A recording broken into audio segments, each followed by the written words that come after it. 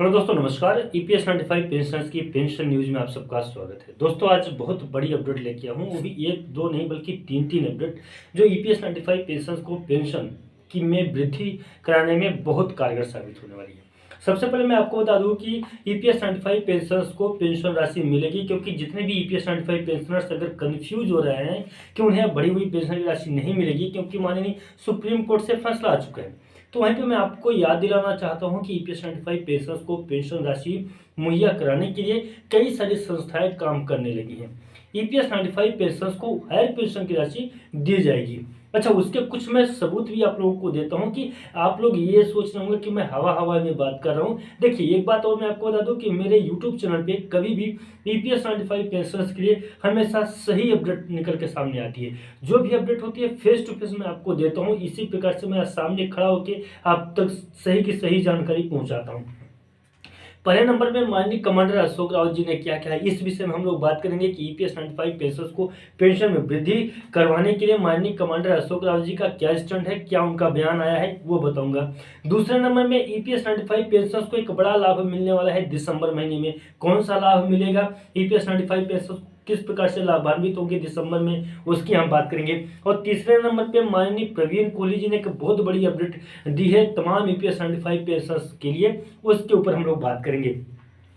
सबसे पहले मैं आपको बता दूं कि ईपीएस 95 पेंशनर्स की पेंशन में वृद्धि को लेकर माननीय कमांडर अशोक रावत जी जो राष्ट्रीय संघर्ष समिति के राष्ट्रीय अध्यक्ष हैं, उन्होंने कहा है कि ईपीएस 95 पेंशनर्स की पेंशन बढ़ोतरी हर हाल में होगी और हम ईपीएस 95 पेंशनर्स को पेंशन राशि दिला के रहेंगे। एक बहुत बड़ी बैठक है माननीय कमांडर अशोक रावत जी की, उसी बैठक में बड़े डिसीजन लिए जाएंगे कि किस प्रकार से ईपीएस 95 पेंशनर्स की पेंशन में वृद्धि की जाएगी। एक अहम चर्चा होगा, अहम मुद्दा उठाया जाएगा। ये 8/11/2022 यानी कि आज की डेट की अपडेट है ईपीएस 95 पेंशनर्स के लिए।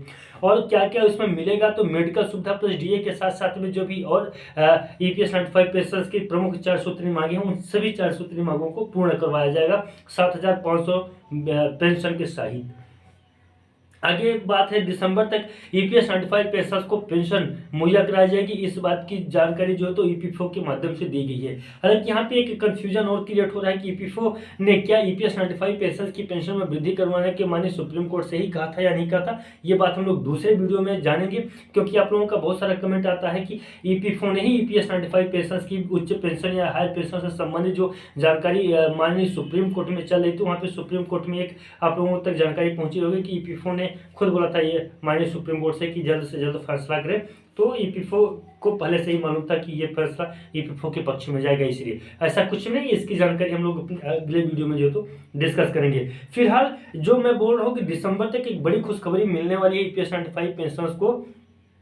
तो ये जो ईपीएस 95 पेंशनर्स है, संभावना ये भी जताई जा रही है कि ईपीएफओ ने खुद ईपीएस 95 पेंशन की पेंशन में वृद्धि करने की बात कही है। संसदीय कार्यवाही के बाद ईपीएस 95 पेंशनर्स को दिसंबर में एक बड़ी अपडेट सामने देखने को मिलेगी।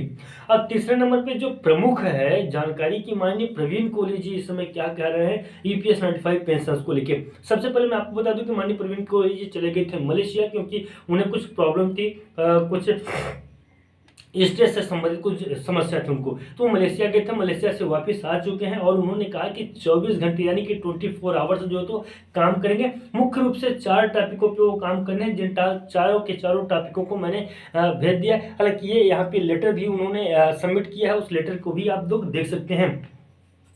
तो ईपीएस 95 पेंशनर्स जो तो पूरी तरीके से खुशियां मनाएं कि ईपीएस 95 पेंशनर्स को जल्द से जल्द उनकी बढ़ी हुई पेंशन की राशि मिलेगी।